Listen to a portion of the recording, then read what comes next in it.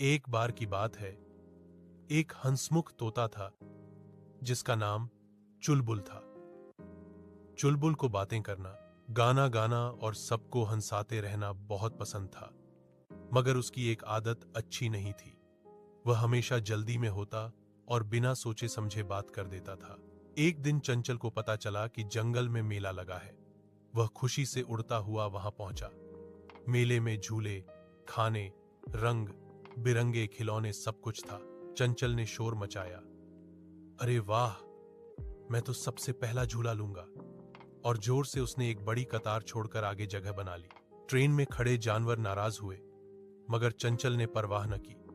फिर वह खिलौनों वाले स्टॉल पर गया और शोर मचाने लगा, मुझे तुरंत सबसे बड़ा खिलौना चाहिए। दुकानदार खरगोश ने कहा, पहले अपनी बारी का इंतजार करो। लेकिन चंचल ने फिर भी हंगामा किया और अचानक उसके गोर गोर से बोलने की वजह से खिलौनों का पूरा ढेर गिर गया। मेले में सब परेशान हो गए।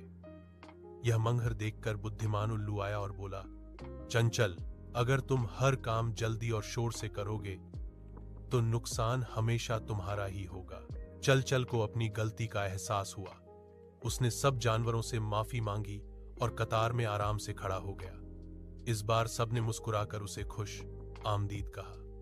आखिर में चल ने सीख लिया कि बर्दाश्त, बारी का इंतजार और सुकून जिंदगी को बहुत आसान बना देते हैं।